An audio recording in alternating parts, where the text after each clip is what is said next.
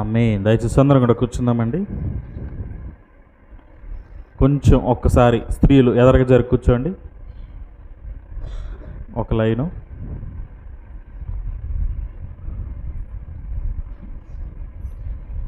పురుషులు కూడా ఇంకొంచెం ఎదరగా వేసుకోండి కూర్చోలు, పర్లేదా? ఫ్యాన్ లేదుగా ఇక్కడైతే ఇంకొంచెం గాలి వచ్చేద్ది మీకు.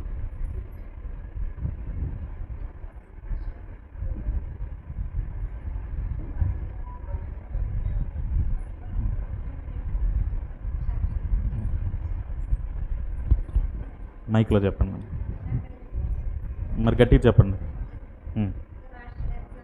వందనాలు.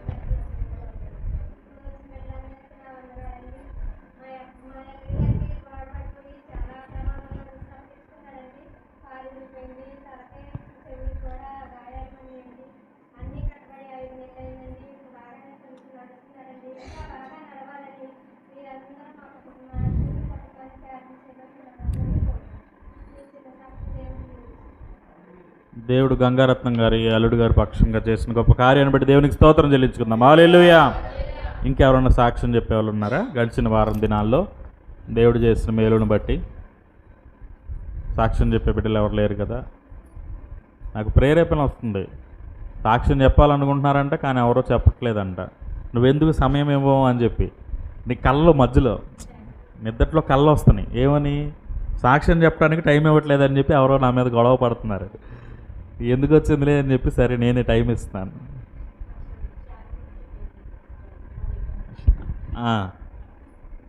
ఏంటిది ఏమైందమ్మా? రైట్. మరి ఇంకొక సాక్ష్యం కూడా విజయమ్మ గారు చెప్పమంటున్నారు నన్నే. అదే నేను అడిగితే చెప్తారు ఎవరొకరు. దేవుడు చేస్తాడు కార్యాలు, కానీ సాక్ష్యం చెప్పమంటే మరి నా ఇంక చూస్తారు నన్ను చెప్పమని. సరే చెప్తాను, వినండి. మొదటి సాక్ష్యం విన్నారు కదా, గంగారత్నం గారి యొక్క అల్లుడు గారు వాళ్ళ అమ్మాయి వల్ల హస్బెండ్ అనమాట. చాలా ప్రమాదం అసలు. అది గోడ పడిపోయింది. పాతకాలం ఇల్లు ఏదో అంటది కట్టడం, చాలా గోడ కూడా చాలా పెద్దది. అసలు గోడ పడితే మనిషి కనపడలేదంట కింద, అంత ప్రమాదం. అందరూ చనిపోయాడు అనుకున్నారు. కానీ దేవుడి మహాకృప, మరి ప్రాణం పోకుండా దేవుడు తనకి కాపుదలను ఇచ్చిన విధానం బట్టి దేవునికి స్తోత్రం చెల్లించుకుందాం. హల్లెలూయా. మరి 5 నెలల క్రితం జరిగింది ఇది. మీ అందరికీ కూడా తెలుసు, ఆశ్రమ హాస్పిటల్లో ఉన్నారు. మేము కూడా వెళ్ళాము పలకరించడానికి, చూసిన ప్రార్థన చేయడానికి. రైట్. 5 నెలల క్రితం జరిగింది. ఇప్పుడు బాగానే ఉంది.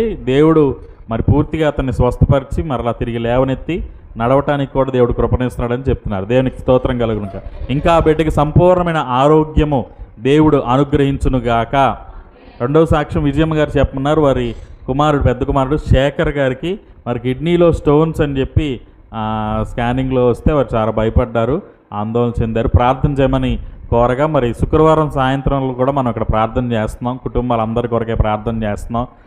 కాబట్టి ప్రార్థన చేయగా దేవుడు మరి గొప్ప కార్యం వారి పట్ల జరిగించి ఆ స్టోన్స్ వాటంతటికి వాటే అవే వచ్చేసేలాగా దేవుడు కృపనిచ్చాడు. ఇప్పుడు ఏ సమస్య లేదు, అంతా బాగుందని చెప్పి ఆయన చెప్పారు. దేవుడు చేసిన గొప్ప కార్యాన్ని బట్టి దేవునికి స్తోత్రం చెల్లించుకుందాం.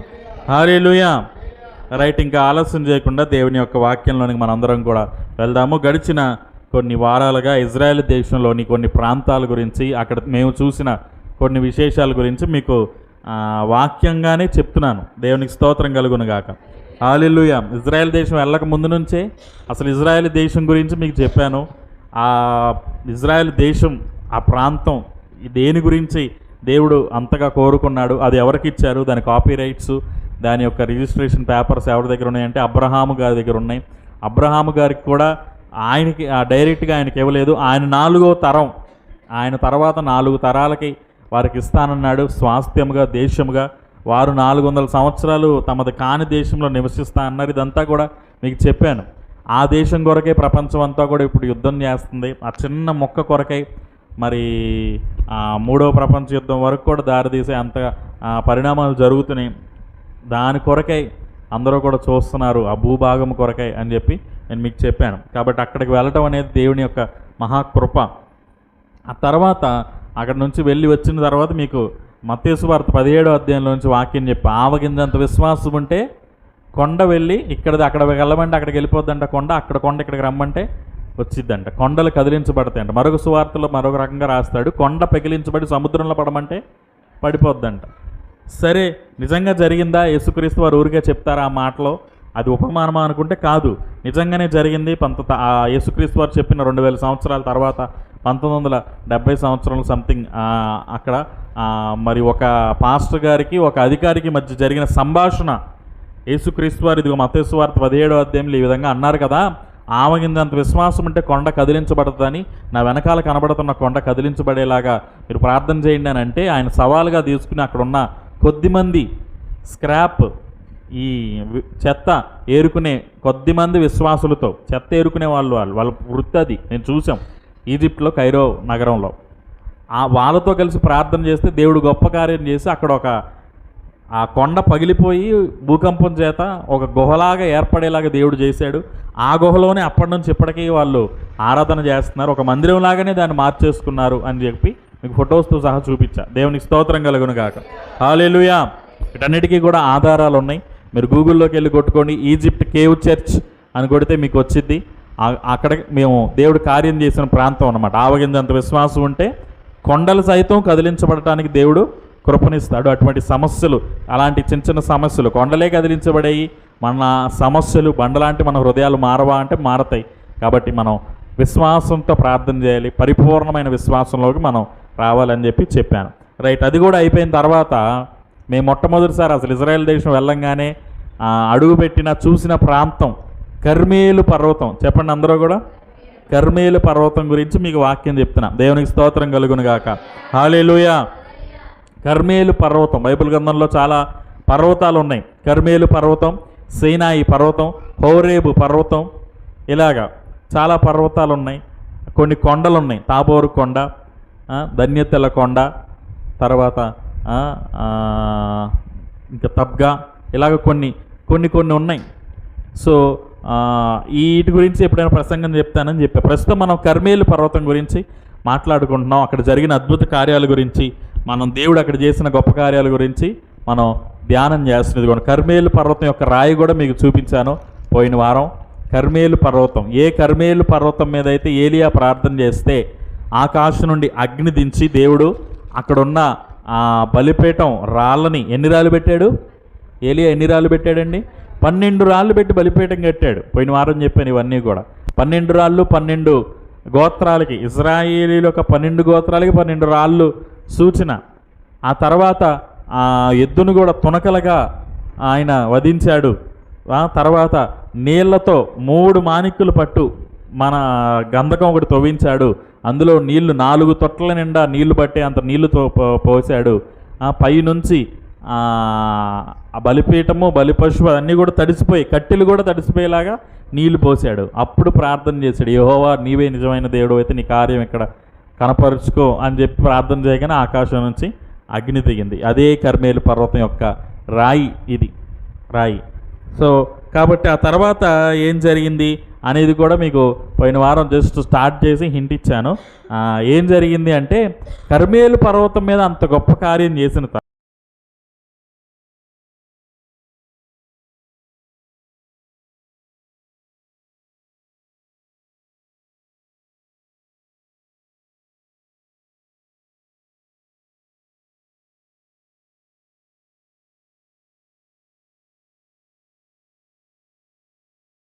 చేస్తున్నాడు, ప్రార్థన చేస్తున్నాడు. తన శిష్యుని పిలిచి మెరకెక్కి చూడమంటున్నాడు. ఏమైనా కనపడుతుందా? ఇక్కడ ఈయన ప్రార్థన చేస్తున్నాడు, ఆయన వెళ్ళి చూడమంటున్నాడు. ఎన్నిసార్లు అలాగా? 7 సార్లు వెళ్ళి చూసి ఏం కనపడట్లేదు అని చెప్తున్నాడు ఆయన. సో అలాగా మేము కూడా అలాగే వెళ్ళాములేండి. అంటే అన్నిసార్లు వెళ్ళలేదు, ఒకసారే. మామూలుగా అసలు ఫస్ట్ గుహ దగ్గరికి వెళ్తాం. గుహలో ప్రార్థన చేసుకుంటగా ఏలియా ప్రార్థన చేసుకున్న స్థలం అన్నమాట. మెరకేమో ఆ గుహలో నుంచి బయటకు వచ్చి ఇలా ఒక టర్నింగ్ వేసి ఒక 1/2 కిలోమీటర్ నడిచి మళ్ళీ కొంచెం దిగి కొండ, మళ్ళీ ఆ తర్వాత ఒక లెఫ్ట్ టర్న్ తీసుకుంటే అక్కడ మెరక్ కనపడుతుంది.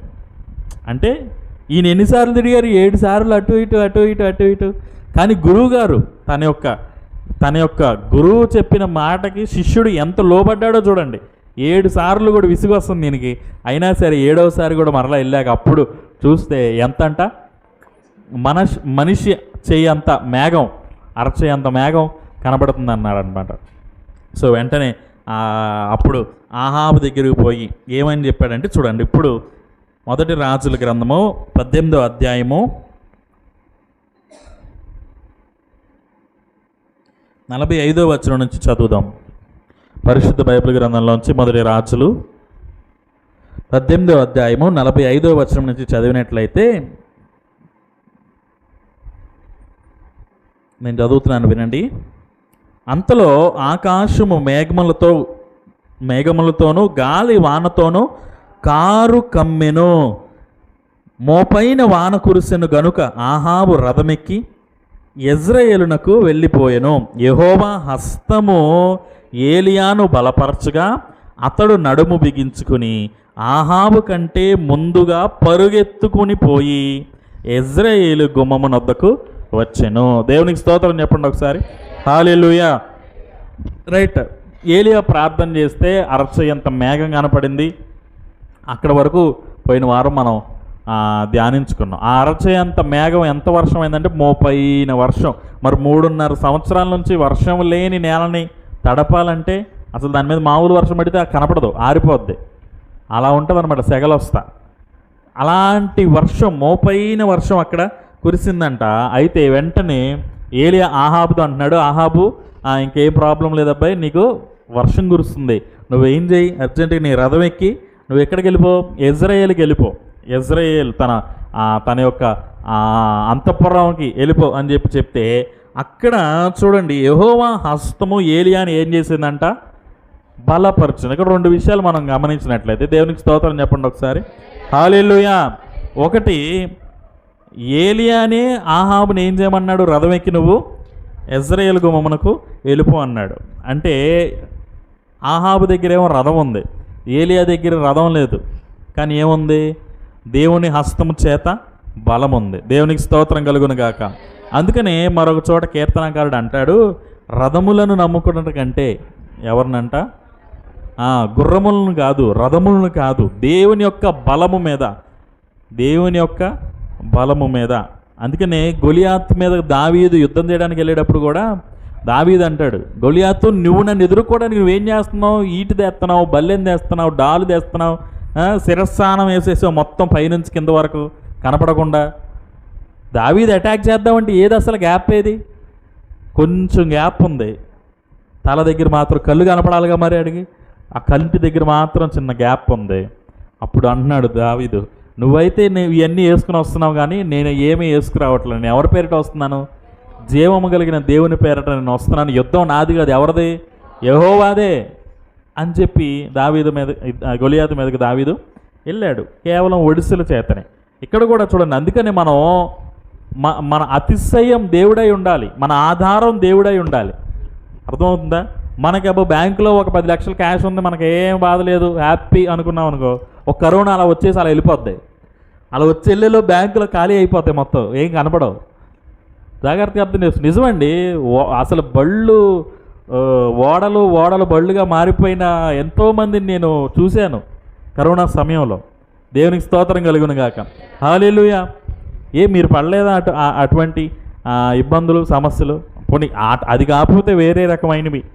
కాబట్టి ఎప్పుడైనా సరే మన యొక్క అతిశయం, మన యొక్క ఆధారం ఎవరై ఉండాలంటే దేవుడై ఉండాలి.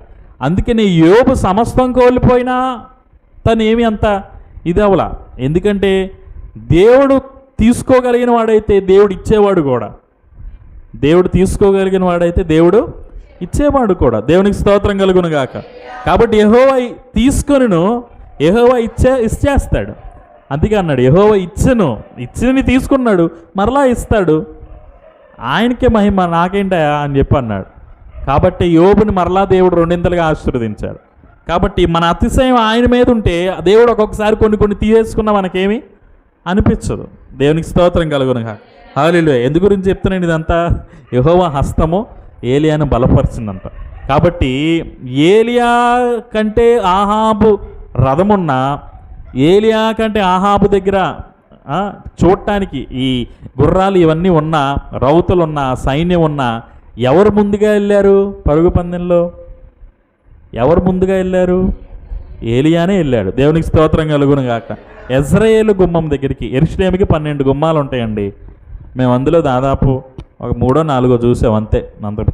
అంతమంది చూడలేం. ప్రస్తుతం 8 వాళ్ళు యూజ్ చేస్తున్నారు. దేవునికి స్తోత్రం చెప్పండి. హల్లెలూయా. మిగతా అన్నీ కూడా ధ్వంసమైపోయి ఉన్నాయి. చెప్పాలంటే యెరూషలేము ప్రాకారాల్లో ఇప్పుడు 7, 8 గుమ్మాలు మాత్రమే ఉన్నాయి. అందులో ఒకటేమో మనం చెప్పుకుంటామే సూది బెజ్జం, తెలుసా? సూది బెజ్జంలో ఒంటి ప్రవేశించడం ఏమన్నారు? ధనవంతులు దేవుని రాజ్యంలో ప్రవేశించడం కంటే, వాక్యం గుర్తొస్తుందా?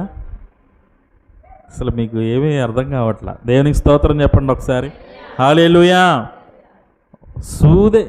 ధనవంతులు దేవుని రాజ్యంలో ప్రవేశించడం కంటే సూది బెజ్జంలో ఒంటి ప్రవేశించడమే సులువు అన్నారు. ఇదేంటి అసలు? పోలికేంటి? ధనవంతులు దేవుని రాజ్యంలో ప్రవేశించరో, వాళ్ళ ధనాన్ని మీద మోజుతో వాళ్ళు దాన్ని వదులుకుంటున్నారో, పోగొట్టుకుంటున్నారో, లేదంటే ఆ ధనాపేక్షను చంపేసుకుని దేవుని రాజ్యంలో ప్రవేశిస్తున్నారో, అది మనం ఆలోచన చేస్తే ఓకే. ఇంకో పక్కన చూసుకుంటే సూది బెజ్జం అంటే అందులో ఒంటి దూరటం సులువు అంటున్నారు. కష్టం కాదు. కష్టం అంటే నిజమే కష్టమే, ఎట్లా అసలు ఇంపాసిబుల్, అది కష్టం కూడా కాదు, అసలు ఇంపాసిబుల్, జరగని పని అని అనుకోవచ్చు. కానీ అసలు దూరిద్ది సులువు అని అంటున్నారు. దాని అర్థం ఏంటంటే సూది బెజ్జం అంటే నిజంగా సూది బెజ్జం అని కాదు. సూది బెజ్జం అన్న మాట అర్థం ఏంటంటే వాళ్ళు హిబ్రూ బైబిల్లో కొన్ని రాసి ఉంటాయి. అది యెరూషలేము 12 గుమ్మాల్లో ఒక గుమ్మం పేరు. అది అర్థమవుతుందా? యెరూషలేము 12 గుమ్మాల్లో ఒక గుమ్మం పేరు. దాన్ని ఎందుకు సూది బెజ్జం అన్నారంటే చాలా ఇరుకుగా ఉంటుంది. ఆ గుమ్మంలో నుంచి మనిషి వెళ్ళటమే చాలా కష్టం. ఇద్దరు మనుషులు కలిసి ఆ గుమ్మంలో ప్రవేశించి ఆ గుమ్మం ద్వారా లోపలికి వెళ్ళడం చాలా కష్టం. అలాంటిది ఒంటి ఎలాగ వెళ్తుంది? ఒంటి వెళ్తుంది కానీ ఇంకా కష్టం మీద వెళ్ళాలి. సో అది సూది బెజ్జం అన్న మాటకు అర్థం. కాబట్టి ఎందుకు చెప్తానండి, ఇక్కడ యెజ్రెయేలు అనే ఒక గుమ్మం, యెరూషలేముకి 12 గుమ్మాల్లో యెజ్రెయేలు అనేది ఒక గుమ్మం, గొర్రెల గుమ్మం అనేది ఒక గుమ్మం ఉంటుంది. తర్వాత ఈ గోల్డెన్ గేటు అదొక గుమ్మం, ఒలీవల గుమ్మం, తర్వాత ఈస్టర్న్ గేట్ అని ఒకటి ఉంటుంది. ఇలాగా ఒక్కొక్క గుమ్మం 12 యెరూషలేముకి ప్రాకారాల చుట్టూ 12 గుమ్మాలు ఉంటాయి. ఆ 12 గుమ్మాల్లో ఒక గుమ్మం యెజ్రెయేలు గుమ్మము. అక్కడికి ముందుగా ఎవరు చేరారంట? రైట్. దేవునికి స్తోత్రం కలుగును గాక. హల్లెలూయా. మనోడు లేటుగా వెళ్ళాడు ఆహాబు. వెళ్ళంగానే చూడండి ఏం జరుగుతుందో అక్కడ. 19వ అధ్యాయం 1వ వచనం నుంచి, ఏలియా చేసినదంతయు అతడు ఖడ్గము చేత ప్రవక్తలందరినీ చంపించిన సంగతియును ఆహాబు యెజబేలునకు తెలియజెప్పగా. దేవునికి స్తోత్రం కలుగును గాక. హల్లెలూయా. చూడండి, ఆహాబు వెళ్ళి ఎవరికి చెప్పాడంట? యెజబేలు తన భార్యకి. అసలు ఎవరికి చెప్పాలి? భార్యలు భర్తకు చెప్తారా, భర్తలు భార్యకి చెప్తారా? ఇప్పుడు ఫర్ ఎగ్జాంపుల్ భర్త డ్యూటీకి వెళ్ళాడండి పొద్దున్నే, ఆఫీసులో 1,00,000 తలకాయ నొప్పులు అయ్యే ఉంటాయి. ఇంటికి వచ్చి మా ఆఫీసులో అలా జరిగింది ఇలా జరిగిందని చెప్తాడా? ఎవరు చెప్తారు? ఇంటికి రాగానే భార్య చెప్పిద్ది, ఏమండి మీకు విషయం తెలుసా, పక్కింటి ఆవిడ ఏమందో అంటది. లేకపోతే మీకు విషయం తెలుసా, ఎదురింటోళ్ళు పలానా వాషింగ్ మెషిన్ కొనుక్కున్నారు అని చెప్పి ఆవిడ చెప్పాలి. వచ్చి ఏం చెప్తున్నాడు రివర్స్, నీకు విషయం తెలిసి ఏం జరిగిందో అసలు ఇవాళ ఆహాబు ఏలియా నీ బయలు ప్రవక్తలు ఉన్నారు కదా వాళ్ళందరినీ వేసాడు, మొత్తం అయిపోయారు అని చెప్పి జరిగింది చెప్తున్నాడు. ఈవిడికి యెజబేలుకి మామూలు కోపం వచ్చేలా, అమ్మో ఎవరు మరి ఆ ప్రవక్తలు? 850 మంది ప్రవక్తలు, 400 మంది 450 మంది బయలు ప్రవక్తలు, 400 మంది అషేరా దేవ ప్రవక్తలు యెజబేల్ గారు తెచ్చుకున్నారు వెనక నుంచి. ఇప్పుడు ఆవిడ సైన్యం అంతా కూడా ఇదైపోయేటప్పటికి ఆవిడ కోపం వచ్చేసి వెంటనే ఒక దూతను పంపిస్తున్నాడు. చూడండి ఎవరక్కడ అని చెప్పి అంటుంది. అంటే చూడండి ఒకడు వచ్చాడంట. 2వ వచనం, యెజబేలు ఒక దూతల చేత ఏలియాకు ఈ వర్తమానం పంపించును, రేపు ఈ వేళకు నేను నీ ప్రాణమును వారిలో ఒకని ప్రాణము వలె చేయని ఎడల దేవుడు నాకు గొప్ప అపాయం కలగజేయునుగాక. కాబట్టి అతడు ఈ సమాచారము తెలుసుకొని లేచి తన ప్రాణము కాపాడుకొనుటకై పోయి యోధా సంబంధమైన బెయేర్షెబాకు చేరి అచ్చట ఉండమని తన దాసునితో చెప్పి తాను ఒక దిన ప్రయాణము అరణ్యంలోనికి పోయి ఒక బదరీ వృక్షము కింద కూర్చుండి మరణాపేక్ష గలవాడై యెహోవా నా పితరుల కంటే నేను ఎక్కువవాడను కాను, ఇంత మటుకు చాలని నా ప్రాణం తీసుకొనమని ప్రార్థన చేశాను. దేవునికి స్తోత్రం కలుగును గాక. హల్లెలూయా. జాగ్రత్తగా గమనించండి. నేను ఈ వారం ఈ అధ్యాయంలోని ఈ విషయాలు మీకు వివరించిన తర్వాత మనం ప్రార్థన చేసుకుందాం. ఒకసారి దేవునికి మరలా 2 చేతుల పైకి దేవునికి స్తోత్రం చెప్పడం దగ్గరగా. హల్లెలూయా. ఇప్పుడు జరిగిన విషయం చెప్తాను వినండి. 18వ అధ్యాయంలో ఏం జరిగిందంటే, ఏలియా ఈ కార్యం చేయగా దేవుడు నామం అక్కడ మహిమపరచబడింది. 850 మంది బయలుదేవల ప్రవక్తలు, ఇతర దేవత అన్య దేవతల ప్రవక్తల్ని కూడా ఏలియా హతము చేశాడు ఖడ్గము చేత. సరే, 19వ అధ్యాయంలోకి వచ్చేటప్పటికి ఏం జరుగుతుండే, ఆహాబు తన భార్య అయిన చూడండి యెజబేలు దగ్గరికి వెళ్ళి జరిగిందంతా చెప్తే యెజబేలు వెంటనే ఏం చేసిందంటే ఒక దూతను పంపించిందంట. ఎవరి దగ్గరికి? ఏలియా దగ్గరికి. జాగ్రత్తగా వినండి. ఏలియా దగ్గరికి దూతను పంపించి ఏం సమాచారం చెప్తుంది? అరే నీ పని అయిపోయింది, ఇంకా రేపటితో నీ చాప్టర్ క్లోజ్. రేపు మరలా ఈ టైంకి నీ ప్రాణం వారిలో ఒక ప్రాణంలాగా అయిపోద్ది. అంటే నువ్వు చంపేవు కదా, చంపించేసావు కదా 850 మంది ప్రవక్తలు, నీ గతి కూడా అలాగే అయిపోద్ది చూసుకో, లేకపోతే నా పేరు యెజబేలే కాదు అని శపథం చేసింది. అసలు ఈయనేంటో క్షమించాలి నన్ను, ఈయన ఏలియా గారు అసలు ఏంటో నాకు అర్థం కాదండి ఒక్కొక్కసారి. దేవునికి స్తోత్రం చెప్పండి. అసలు ఆవిడ యెజబేలు దూతను పంపించింది కరెక్టే, బాగానే ఉంది. అసలు ఈయన ఇంత గొప్ప కార్యాలు చేశారు కదా. ఏలియా గారు ఆకాశం నుండి అగ్ని దించితే 850 మంది ప్రవక్తలు ఏం చేయలేకపోయారు. ఒక ఆడమ్మ ఏం చేసిద్దండి? యెజబేలు ఏం చేయగలిగింది? ఏం చేయగలిగేది? సైన్యం కూడా లేదు కదా. ఆహాబే ఏమి చేయలేక తిరిగి వెళ్ళిపోయాడు. అసలు ఆహాబు రథం కంటే ఏలియా రథమే ముందు పరిగెత్తిద్దంట. ఏలియానే ముందు పరిగెత్తేసాడంట రథం కంటే. అలాంటి గొప్ప యోధుడు వీరుడు అయిన ఏలియాని అసలు చూడండి ఎలా భయపెట్టేసిందో. యెజబేలు అనే ఒక స్త్రీ, ఆవిడ దెయ్యం పెట్టిన స్త్రీలే అండి, మామూలుగా ఆవిడ పేరే యెజబేలు. దేవునికి స్తోత్రం చెప్పండి.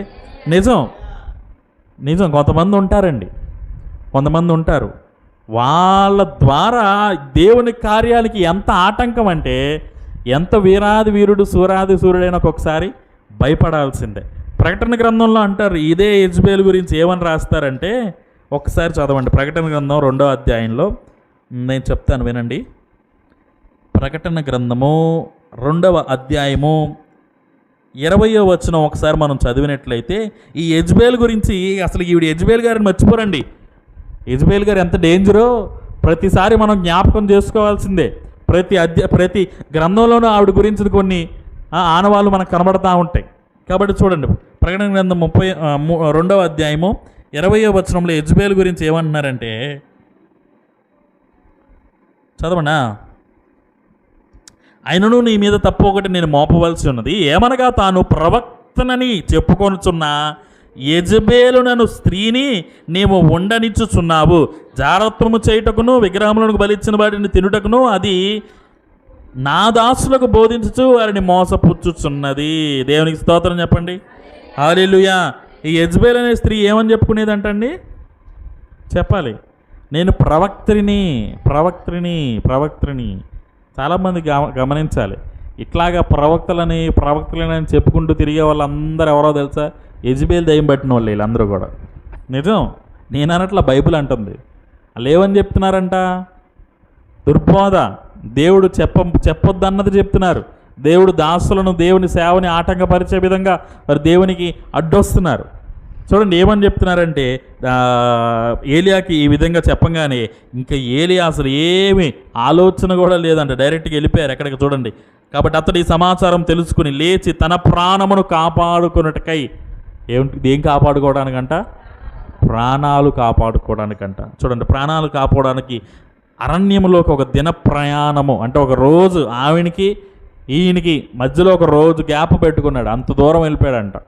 అంత దూరం వెళ్ళిపోయి ఒక బదరీ వృక్షము, ఒక చెట్టు కింద ఆయన ఏం చేస్తున్నాడు? ఇంకా అక్కడ చేరి అక్కడి నుంచి ప్రార్థన చేస్తున్నాడు. ఏమంటున్నాడు? యెహోవా నా పితరుల కంటే నేను గొప్పవాడిని కాదయ్యా, అయ్యా ఇంక చాలు, ఎందుకంటే నేను ఏమి ఎదుర్కోలేకపోతున్నాను, నిరుత్సాహం వచ్చేసింది, నిరాశ నిస్పృహ వచ్చేసింది, నేను చేయలేనేమో ఇంకా అని అనుకుంటున్నాడు. దేవుడు అన్నాడు, అయ్యి బాబోయ్ అలా కాదు, నువ్వు లేకపోతే ఎలాగ అసలు ఏలియా, నీ అంతటోళ్ళు లేకపోతే అసలు నాకు కార్యాలు ఎలా జరుగుతాయి, ఎవరి చేత జరిగించాలి, అయ్యి బాబోయ్ అని చెప్పి బతిమలాడల దేవుడు. ఏమన్నాడు తెలుసా? ఓకే ఆల్ రైట్, నీ వల్ల కావట్లేదా, ఇక్కడితో ఆపేయి, నేను మరొకళ్ళని లేపుకుంటా. దేవునికి స్తోత్రం చెప్పండి, హల్లెలూయా. చూడండి ఏమంటున్నారు అక్కడ, చూడండి ఈ ఈ ఈ ప్రార్థన అంతా చేశారనమాట. చూడండి, అతడు బదరీ వృక్షము కింద పరుండి నిద్రించుచుండగా ఒక దేవదూత వచ్చి అతన్ని ముట్టి నీవు లేచి భోజనము చేయమని చెప్పాను. దేవునికి స్తోత్రం కలుగును గాక, హల్లెలూయా. అక్కడ కూడా మేము వెళ్ళాం, ఆ ప్రాంతాలన్నీ కూడా చూసాము. దేవదూత ఒక ఆ బదరీ వృక్షం కింద ఏలియా కూర్చుని ఉంటే దేవదూత వచ్చి భోజనము పెడుతుంది. దేవదూత వచ్చి ఏం పెడుతుంది? భోజనం పెడుతుంది. ఇక్కడ మనం చూసినట్లయితే ఇద్దరు దూతలు కనపడుతున్నారండి. కొంతమంది ఉంటారు దూతల్లాగా, ఇక్కడ ఇద్దరు కనపడుతున్నారు. ఒక దూత ఏమో యెజబేలు దగ్గర నుంచి వచ్చింది, జాగ్రత్తగా వినండి.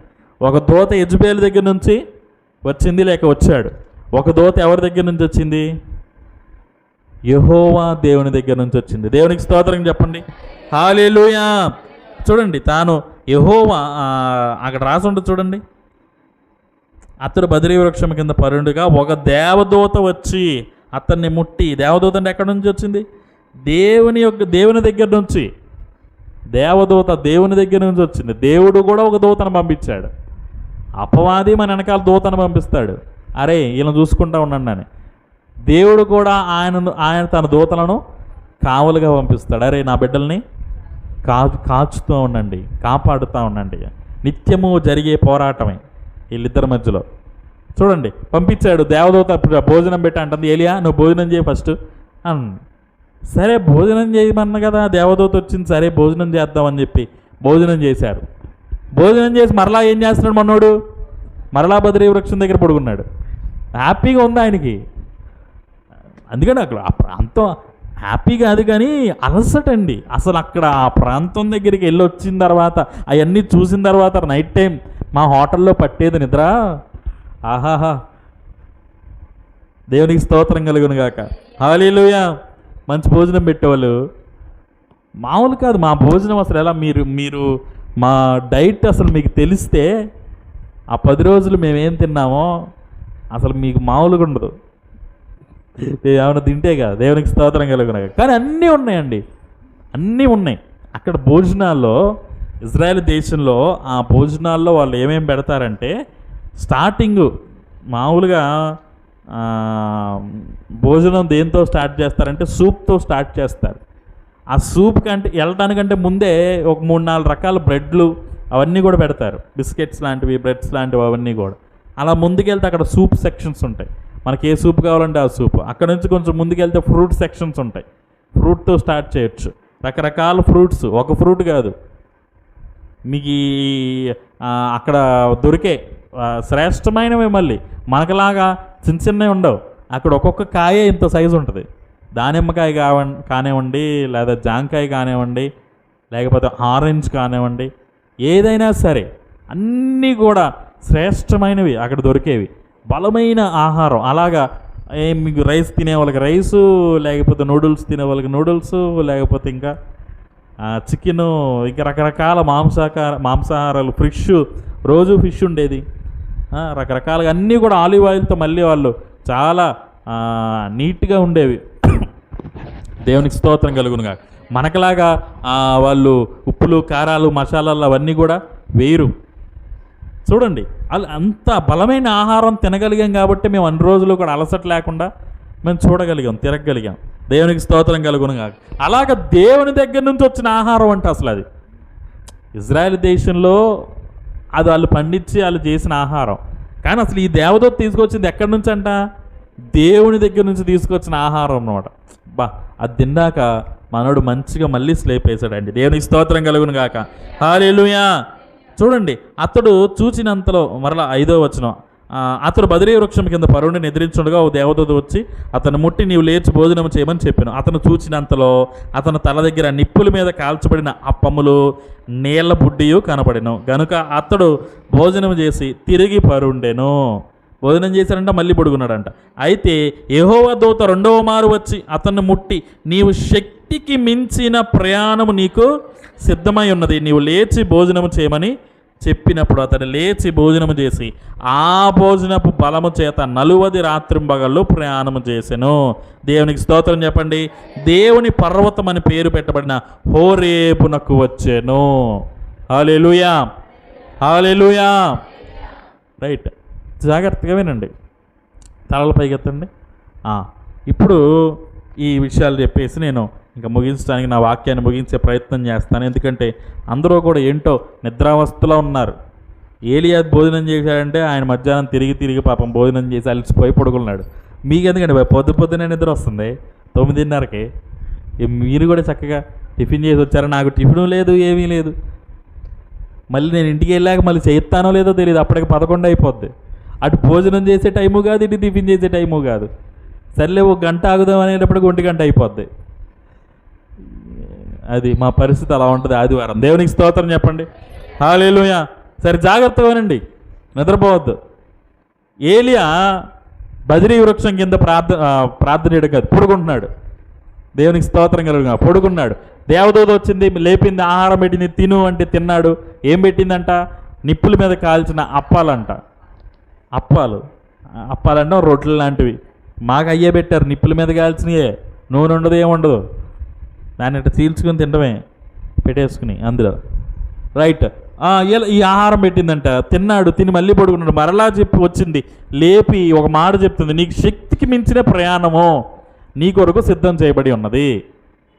ఏ ప్రయాణం? శక్తికి మించిన ప్రయాణం.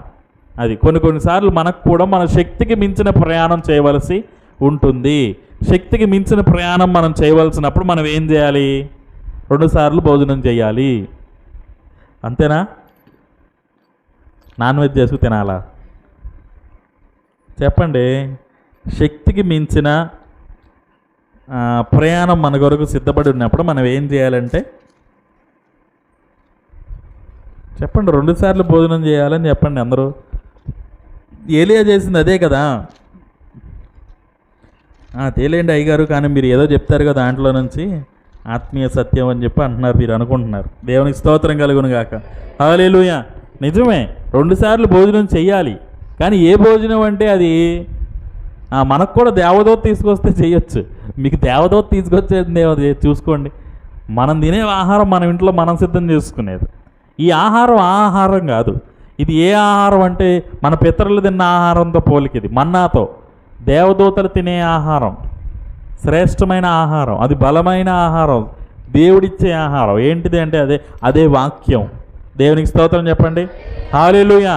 వాక్యం మనం విరివిగా వినాలి, వాక్యాన్ని అర్థం చేసుకోవాలి, వాక్యాన్ని చదవాలి, వాక్యానుగుణంగా నడవాలి. అది ఈరోజు మనమందరం కూడా శక్తికి మించిన పోరాటాల్లో, శక్తికి మించిన ప్రయాణాల్లో ఉన్నాం. మనం ఆ శక్తికి మించిన ప్రయాణంలో మనం ముందుకు కొనసాగాలంటే దేవుని పర్వతం అనబడిన హోరేబు. దేవునికి స్తోత్రం చెప్పండి. హల్లెలూయా. ఈ వర్తమానం తర్వాత నేను చెప్పబోయే వర్తమానం అదే, మౌంట్ హోరేబ్. ఎందుకు దేవుడు ఆ పర్వతాన్ని కోరుకున్నాడు? ఆ పర్వతంలో ఉన్న గొప్పతనం ఏంటి? ఎందుకు అదే పర్వతాన్ని దేవుడు ఆశ్రయస్థానంగా ఎన్నుకున్నాడు? ఆ పర్వతం మీదకే ఇస్సాకుని బలి ఇవ్వడానికి అబ్రహాముని రమ్మన్నాడు. తెలుసా మీకు? దేవునికి స్తోత్రం చెప్పండి. హల్లెలూయా. అదే పర్వతం మీద రాయినే యాకోబు తైలము పోసి అభిషేకించాడు. ఇది దేవుని స్థలం, నిశ్చయంగా దేవుడి స్థలమందు ఉన్నాడు అని చెప్పాడు. దేవునికి స్తోత్రం చెప్పండి. హల్లెలూయా. అదే పర్వతం మీద దావీదు మందిరం కడతారంటే, నువ్వు కట్టడానికి వీల్లేదు, నీ కుమారుడి చేత నేను కట్టించుకుంటాను, నువ్వు అన్నింటినీ సమకూర్చు అన్నాడు. దేవునికి స్తోత్రం చెప్పండి. ఆ హోరేబు పర్వతం మీదే సొలొమోను మొట్టమొదటి దేవుని మందిరం కట్టాడు. అసలు దాన్ని ఎలా కట్టాడో మాకు ఎక్స్ప్లెయిన్ చేసింది ఆవిడ, బుర్రపోయింది అంతే. దేవునికి స్తోత్రం చెప్పండి. హల్లెలూయా. నిజం. ఆ వీడియో మీకు నేను ఇంకా దాన్ని ఎడిట్ చేయలేదు. నేను దాన్ని ఆవిడ చెప్పిందంతా కూడా తెలుగులో ట్రాన్స్లేట్ చేసి చెప్పాలి. కాబట్టి నేను అది చేసి మీకు అప్లోడ్ చేస్తాను. ఆ యూట్యూబ్లో మన వీడియోస్ అన్నీ కూడా అప్లోడ్ చేస్తాను. మొన్న ఒక వీడియో పెట్టాను, ఎంతమంది చూశారు? దేవునికి స్తోత్రం చెప్పండి. హల్లెలూయా. చూడలేదా? రామాలో అంగలార్పు అనే వీడియో. యేసుక్రీస్తు వారు పుట్టినప్పుడు 2 సంవత్సరంలో పిల్లలందరినీ కూడా చంపివేయాలని చెప్పి హేరోదు ఆజ్ఞిస్తాడు కదా, తెలుసా మీకు? మత్తయి సువార్తలో రాయబడి ఉంది, లూకా సువార్తలో ఈ విషయం మీరు చదువుకోండి. యేసుక్రీస్తు వారు పుట్టినప్పుడు రాజు పుట్టాడు, ఇశ్రాయేలుకి రాజు పుట్టాడు అని చెప్పి నక్షత్రం ద్వారా జ్ఞానులు రాజుకు చెప్పారు కదా. అప్పుడు ఆయన ఏం చేస్తాడు? హేరోదు ఎవరో తెలియదు కదా, కాబట్టి 2 సంవత్సరాల లోపు ఉన్న పిల్లలందరినీ చంపేయండి అని చెప్తే, అందుకని రామాలో అంగలార్పు వినబడినో అని యెషయా గ్రంథంలో రాయబడిన మాటలో నెరవేర్పు కొరకు అలా జరిగింది అని చెప్పి మనం చదివాం కదా. ఆ చనిపోయిన వాళ్ళ పిల్లలు, ఆ పిల్లల అస్థిపంజరాలు, ఆ పిల్లల ఎముకలు, ఇంకా ఆ పిల్లల యొక్క స్కెలిటన్స్ ఇప్పటికీ అలాగే ఉన్నాయి అక్కడ. అంటే పిల్లల్ని చంపారా అంటే పెద్దవాళ్ళు కూడా, పెద్ద పెద్ద పురులు కూడా ఉన్నాయండి, పెద్దవాళ్ళు కూడా ఉంటారంటే పిల్లల్ని చంపేటప్పుడు పెద్దవాళ్ళు అడ్డురారా? వాళ్ళని కూడా చంపేస్తారుగా. ఏమో వాళ్ళు చంపారేమో, వాళ్ళు అది మాకు చూపించారు, చెప్పారు, మేము అది చెప్తున్నాం మీకు, మాకేం తెలుసు. కానీ నిజం ఆ ఎముకలు అవన్నీ కూడా చిన్నపిల్లలవే, చిన్నవి, పెద్దవి కాదు. అంటే నేను చూపించిన వీడియోలో మీకు కేవలం అస్థిపంజరాలు అవే కనపడతాయి. చూడండి, ఇంకా వీడియో చూడకపోతే గ్రూప్లో పెట్టాను ఆల్రెడీ. యూట్యూబ్ కూడా తీసేస్తాడేమో అని చెప్పి డౌట్గా ఉంది నాకు, ఎందుకంటే అవి చూపించకూడదు. కొన్ని చాలామంది ఈ యూట్యూబ్లో వీడియోలు చూసి కామెంట్లు పెడుతున్నారు, ఏమని? మీరే కనపడుతున్నారు, వాళ్ళు చూపించట్లేదు, ప్రాంతాలు చూపించట్లేదు అంటే అక్కడ చూపించనివ్వరా నాయన. వాళ్ళకి చెప్తే అర్థం కాదు. మీరు అంత చూడాలనుకుంటే 2 లక్షలు ఖర్చు పెట్టుకుని వెళ్ళి చూడండి. మీరే కనపడుతున్నారంటే మేము అసలు బయటకు వచ్చి వీడియో తీసుకుంటున్నాం, అక్కడ ఆ ప్రాంతంలో నుంచోడానికి కూడా కుదరదు. దేవునికి స్తోత్రం చెప్పండి. అక్కడ ఆ ప్రాంతాలు గురించిన విశేషాలన్నీ కూడా జాన్ వెస్లీ అన్న గారు చాలా చక్కగా వివరిస్తున్నారు. అవన్నీ కూడా మనకి బైబిల్లో దొరకవు, అవన్నీ కూడా బైబిల్లో దొరికేవి కాదు. ఇవన్నీ కూడా చూసి వస్తే అక్కడ అర్థమైంది అసలు హోరేబ్ అంటే ఏంటి, హోరేబ్ అన్న ప్రాంతం ఎలా ఉంటుంది, మనుషులు ఎక్కేయచ్చా, మనుషులు ఉండొచ్చా, దాని మీద ఎక్కొచ్చా, అది ఎలా ఉంటుంది, హోరేబ్ అంటే ఏంటి మీకు ఎట్లా తెలిసిద్ది? సీనాయి పర్వతం అంటే ఒక పర్వతం అనుకుంటున్నారు. సీనాయి పర్వతం అంటే కొన్ని పర్వతాల సమూహాలు. సీనాయి అనేది అసలు ఒక కొండ కాదు, అసలు అన్నీ కూడా కలిసి ఉన్నాయి. ఏ కొండదో ఎవరికి తెలియదు. దేవుడు ఏ కొండ మీద, ఏ పర్వతం మీద మోషేతో మాట్లాడాడో తెలియదు. అదంతా కూడా సీనాయి పర్వత శ్రేణి అంటారు, సీనాయి పెనిన్సులా, ఆ సీనాయి మౌంటైన్ రేంజ్ అంటారు. కానీ అసలు కరెక్ట్గా ఒక పర్వతం అనేది కాదు. అలాగే ఈ హోరేబు అన్నది కూడా పర్వతమే, కానీ ప్రస్తుతం ఇప్పుడు అక్కడ ఏముందో తెలుసా?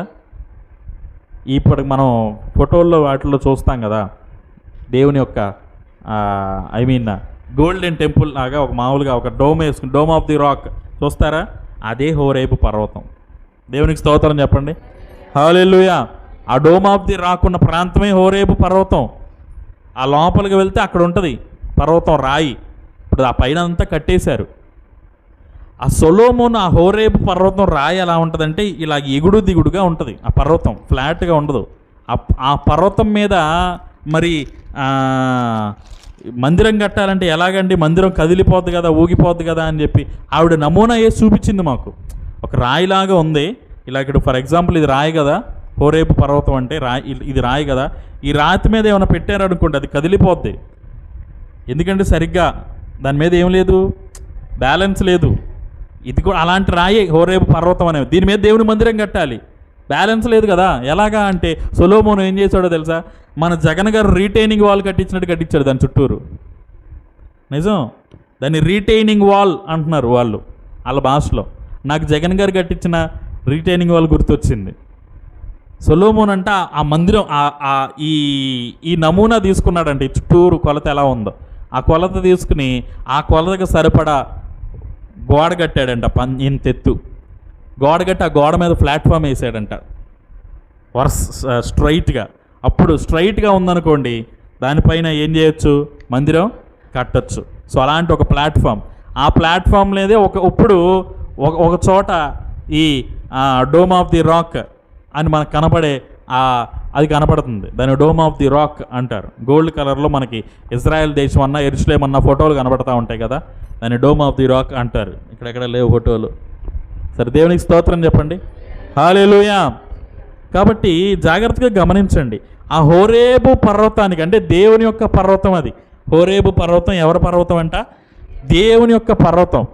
ఆ పర్వతానికి చేరుకోవాలంటే ఏం చేశాడంట? ఏలియా రెండు సార్లు భోజనం చేశాడు. అంటే దేవుని యొక్క వాక్యము అనే భోజనం చేత తనను తాను బలపరుచుకున్నాడంట. అందుకని శక్తికి మించిన ప్రయాణం అతని కొరకు సిద్ధపరచబడి ఉన్న అక్కడికి ఆయన వెళ్ళాడు. దేవునికి స్తోత్రం కలుగును గాక. చూడండి, హోరేబు పర్వతం దగ్గర ఏలియాకి దేవుడు ఏ విధంగా ప్రత్యక్షమయ్యాడో ఇక్కడ మీకు చెప్పిన తర్వాత నేను ముగిచ్చేస్తాను. చూడండి, 11వ వచనం నుంచి చదువుదాం. 11వ వచనం నుంచి 19వ అధ్యాయము 1 రాజులు 19:11 వచనం నుంచి నేను చదువుతున్నాను, జాగ్రత్తగా వినండి. నీవు పోయి పర్వతం మీద యెహోవా సముఖమందు నిలిచి ఉండమని సెలవిచ్చును. అంతటి యెహోవా ఆ వైపున సంచరింపగా బలమైన పెనుగాలి లేచునంట. దేవునికి స్తోత్రం కలుగును గాక. హల్లెలూయా. బలమైన పెనుగాలి లేచును. యెహోవా భయమునకు పర్వతములు బద్దలాయెను. దేవునికి స్తోత్రం కలుగును గాక. శిలలు చిన్నాభిన్నములాయను కానీ యెహోవా ఆ గాలి దెబ్బయందు ప్రత్యక్షము కాలేదంట. దేవునికి స్తోత్రం కలుగును గాక. హల్లెలూయా. చూడండి, ఏలియాని దేవుడు హోరేబు అనే పర్వతం దగ్గరికి రమ్మన్నాడు. భోజనం చేసి వచ్చాడు. హోరేబు దగ్గర దేవుని సన్నిధిలో ప్రార్థన చేస్తున్నాడు ఏలియా. ఏలియా చేసిన ప్రార్థన అంతా కూడా పై వచనాల్లో ఉంటుంది. చూడండి, అతను ప్రార్థన చేసిన తర్వాత దేవుడు ఏలియా యొద్దకు వచ్చాడంటండి. ఏ విధంగా వచ్చాడంట ఆయన అంటే, ఆయన చూడండి, ఆ బలమైన పెనుగాలిలాగా, బలమైన పెనుగాలంట. ఆ పెనుగాలికి కొండలు బద్దలైపోతున్నాయంట, పర్వతములు పగిలిపోతున్నాయంట. అంత బలమైన గాలిలాగా ఆయన సంచరిస్తే ఏలియా చూస్తున్నాడు, అమ్మో దేవుడు వచ్చినట్టున్నారు, యెహోవా దేవుడు ఆయన చెప్పి వెళ్తే ఉన్నాడా అంటే లేడు. ఆయన ఆ గాలిలో ప్రత్యక్షము కాలేదు. దేవునికి స్తోత్రం కలుగును గాక. హల్లెలూయా. తర్వాత చూడండి, గాలిపోయిన తర్వాత భూకంపము కలిగెను, కానీ ఆ భూకంపమందు యెహోవా ప్రత్యక్షము కాలేదు. భూకంపమైన తర్వాత మెరుపు పుట్టెను, కానీ ఆ మెరుపునందు యెహోవా ప్రత్యక్షము కాలేదు. మెరుపు ఆగిపోగా మిక్కిలి నిమ్మలముగా మాట్లాడు ఒక్క స్వరము వినబడెను. దేవునికి స్తోత్రం కలుగును గాక. హల్లెలూయా. దేవుడు ఎలా మాట్లాడాడు? నిమ్మలంగా, మిక్కిలి నిమ్మలమైన ఒక స్వరముతో మాట్లాడాడు. అందుకే మొన్న రాత్రి శుక్రవారం సాయంత్రం నేను వాక్యం చెప్పాను. దేవుని స్వరం ఎలాగుంటుందంట? మెల్లగా ఉంటుందంట. మెల్లని స్వరముతో ఆయన మాట్లాడతాడు. మరి అలా మాట్లాడేవాడు ముందు ఎందుకండి బాబు ఈ భూకంపాలు, ఈ మెరుపులు ఇవన్నీ కూడా అంటే, ఇవన్నీ లేకపోతే నువ్వు దేవుని యొద్దకు రావు. అర్థమవుతుందా? దేవుడు అవన్నీ చేయలేదనుకోండి, నువ్వు మామూలుగా వచ్చేస్తావు దేవుని యొద్దకి, నీకు భయం ఉండదు. కానీ దేవుడు మనల్ని భయపెట్టాలనుకునే దేవుడు కాదు, మన భయాన్ని పోగొట్టాలనుకునే దేవుడు. దేవునికి స్తోత్రం కలుగును గాక. హల్లెలూయా. అవన్నీ కూడా ఆగిపోయిన తర్వాత మిక్కిలి నిమ్మలముగా మాటలాడు ఒక స్వరము, ఏలియా ఏలియా అన్న ఒక మిక్కిలి నిమ్మలముగా మాట్లాడు ఒక స్వరం అన్నమాట. అదే స్వరం మోషే కూడా విన్నాడు సేనాయి పర్వతం మీద నుండి. మోషే కూడా సేనాయి పర్వతం మీద కంటే ముందే మోషే హోరేబు పర్వతం కూడా మరి అక్కడ కూడా దేవుణ్ణి మహిమపరిచాడు. దేవునికి స్తోత్రం కలుగును గాక. హల్లెలూయా. సేనాయి నుంచి హోరేబు దాకా, ఫ్రమ్ సేనాయి టు హోరేబ్. ఈయన హోరేబు వెళ్ళలేదులేండి, నెబో పర్వతం దగ్గర ఆగిపోయాడు. కానీ ఆ తర్వాత యేసుక్రీస్తు వారిని ఎదుర్కోవడానికి వచ్చినప్పుడు ఆ మౌంట్ ఆఫ్ ట్రాన్స్ఫిగరేషన్, రూపాంతరపు కొండ మీదకి మోషే గారు వచ్చారు. ఆత్మరూపుడుగా వచ్చాడు.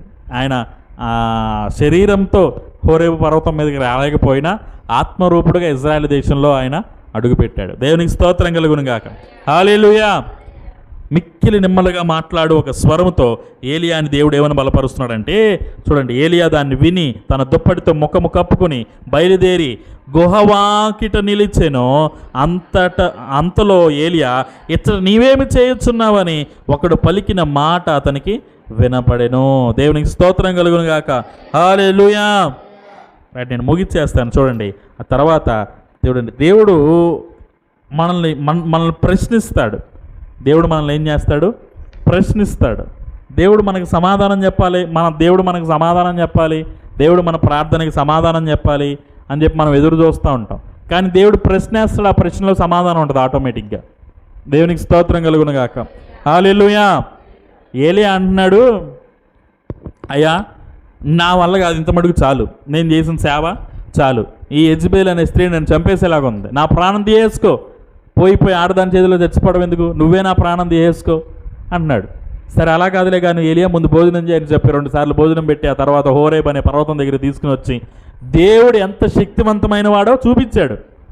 గాలి ద్వారా, మెరుపు ద్వారా, భూకంపం ద్వారా, ఇవన్నీ కూడా జరిగిన తర్వాత, సుడిగాలి ద్వారా ఇవన్నీ కూడా చూపించిన తర్వాత, ఆఫ్టర్ ఆల్ నువ్వు యెజబెల్కి భయపడతావేంటయ్యా, నేను అసలు భూమి ఆకాశమును సృజించిన దేవాది దేవుడును యెహోవాను, చూడండి సృష్టి అంతటిని కూడా శాసించగలిగిన వాడిని నేను, నువ్వు నాకు భయపడాలి కానీ నువ్వు యెజబెల్కి భయపడతావేంటి, నేనైనా భయపెట్టేవాడిని కాదు, నీ సమస్య ఏంటో చెప్పు అంటే చెప్పాడు. చెప్తే మరి ఇక్కడ ఏం చేస్తున్నావు నువ్వు, what are you doing here, నువ్వు ఎక్కడ ఉండాలనుకుంటున్నావు, నువ్వు దేవుని దగ్గర ఉండాలనుకుంటున్నావు, మరి ఇక్కడ ఏం చేస్తున్నావు గుహలో అని చెప్తే, మరి నేను చేయాల్సిన పని ఏంటంటే ముగిచ్చే, ఇక్కడతో నీ సేవా పరిచయం ముగిచ్చి నీ కంబలి తీసుకెళ్ళి ఎవరి మీదే, ఎలీషా ఉన్నాడు చూడ, నీ శిష్యుడిగా తయారు చేసాయి, అతడు ఎడ్లు పొలం దున్నుతున్నాడు చూడడంగానే వెంటనే ఎలీషా దగ్గరికి వెళ్ళాడు, ఎలీషాని ప్రార్థన చేశాడు, అభిషేకం చేశాడు. ఎలీషాకి చెప్పాడు, అయ్యా నువ్వు నా సేవ చేయాలని వెంబడించు అన్నాడు. అలాగే గురువుగారు ఈ ఎడ్లను వధించేసి ఇంట్లో చెప్పేసి వస్తా అన్నాడు. వెంటనే ఎడ్లను తీశాడు, వధించాడు, దేవునికి బలి అర్పణ చేశాడు, భోజనాలు పెట్టేశాడు. అయ్యా నేను సేవకి వెళ్తున్నానని చెప్పి అందరికీ చెప్పేసి వచ్చేసాడు, అంతే. దేవునికి స్తోత్రం కలుగును గాక. హల్లెలూయా. కాబట్టి దేవుడి దగ్గరికి వెళ్ళి మనం నాకు అది కావాలి, నాకు ఇది కావాలి, నాకు అలాగా, నీకు ఇలాగా, నాకు అలాగా అని చెప్పి చెప్పకూడదు. దేవునికి తెలుసు మనకి ఏది కావాలో, ఎలా కావాలో, అది ఎప్పుడు ఇవ్వాలో సమస్తము దేవునికి తెలుసు. కానీ మనం చేయాల్సింది మనం చేయాలి. దేవుడు వద్దనే వరకు మనం చేయవలసిన కార్యం మనం చేయాలి. దేవుని సన్నిధిలో దేవుని పని జరిగిస్తానే ఉండాలి. కాబట్టి అర్థం చేసుకోండి, దేవుని వాక్యం ఏమని చెప్తుందంటే, ఏలియా ఏ విధంగా దేవుని చేత బలపరచబడ్డాడో మనము కూడా దేవుని వాక్యం చేత అలాగనే బలపరచబడాలి. ఒకవేళ ఏలియా నా పని ఇక్కడితో అయిపోయింది అంటే, ఏలియా తర్వాత ఎలీషాను కూడా దేవుడు సిద్ధం చేశాడు. దేవునికి స్తోత్రం కలుగును గాక. హల్లెలూయా. ఎలీషా ఎన్ని అద్భుత కార్యాలు చేశాడు. ఏలియా తర్వాత ఎలీషాను అడుగుతున్నాడు దేవుడు, నీకేం కావాలంటే, నాకు 2 ఆత్మ కావాలి చాలు, నువ్వు ఎన్ని చేసావో అన్ని కార్యాలు 2 నేను చేస్తాను అన్నాడు. ఏలియా తర్వాత ఎలీషా. ఇందుకు మీకు విషయం తెలుసా, ఏలియా గారు చావులేదు, మరణం లేకుండా దేవుడి దగ్గరికి వెళ్ళిపోయారు. ఏలియా గారు అన్నారు, అయ్యా నేను చచ్చిపోతా, నాకు ఎంత మటుకు చాలు అంటే, దేవుడు అన్నాడు, నువ్వు ఇంత మటుకు చాలు అంటావే, నీతో బోల్డ్ పని ఉంది, నువ్వు అర్జెంట్ కదా అని అగ్ని రథమును పంపించాడంట.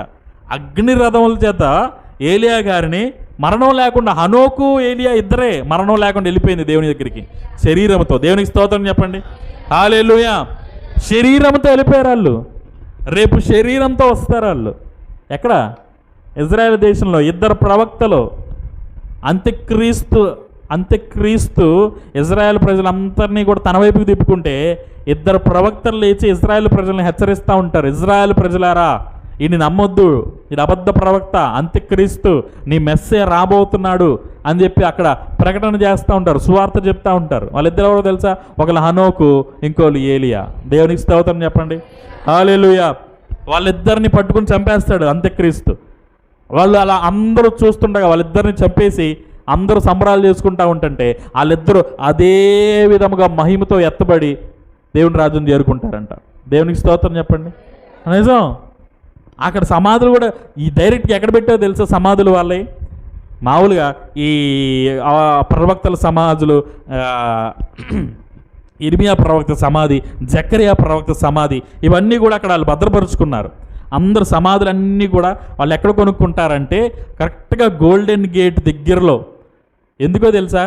యేసుక్రీస్తు వారు ఒలీవల కొండ మీద దిగాక అక్కడి నుంచి డైరెక్ట్గా ఆయన నడుచుకుంటూ వచ్చేది ఎక్కడంటే త్రూ గోల్డెన్ గేట్. మేము అక్కడికి కూడా వెళ్ళాం. ఆ గోల్డెన్ గేట్ అంటే ఒలీవల కొండ గెత్సెమనే తోట గుండా ఆయన నడుచుకుంటూ వచ్చి ఆ గోల్డెన్ గేట్ లోపల నుంచి యెరూషలేములోకి ఆయన వెళ్తారు. దేవునికి స్తోత్రం చెప్పండి. హల్లెలూయా. అలా వచ్చినప్పుడు ఫస్ట్ ఎవరు లెగుస్తారు? యేసుక్రీస్తు వారు రెండవ మారు వచ్చినప్పుడు మొదట మృతులు పునరుద్ధానంలో లెగుస్తారన్నారు కదా, అందుకని వాళ్ళు ఆయన దగ్గరలో పెట్టుకున్నారు సమాధులు. ఆయన రాగానే ఫస్ట్ ఎవరు వీళ్ళు లెగాలి? ఆయన సైన్యంగా. దేవునికి స్తోత్రం చెప్పండి. హల్లెలూయా. మీకు అసలు అర్థం కాల? మీకు అర్థం కాలేదని నాకు అర్థమైంది. దేవునికి స్తోత్రం చెప్పండి. ఇప్పుడు సర్లేండి, ఇవన్నీ కూడా రేపు తర్వాత దేవుని రాకడ వర్తమానం చెప్పినప్పుడు చెప్తే కానీ మీకు అర్థం కాదు. మామూలుగానే మీకు అర్థం కాదు. ఇంక ఇప్పుడు డైరెక్ట్గా నేను ఏలియా వస్తాడు రేపు, హనోకు ఏలియా వాళ్ళు ప్రకటన చేస్తూ ఉంటారు. వాళ్ళు 3.5 సంవత్సరాలు చేసిన తర్వాత వాళ్ళు చంపబడతారు. ఇవన్నీ ప్రకటన గ్రంథంలో రాయబడిన విషయాలు.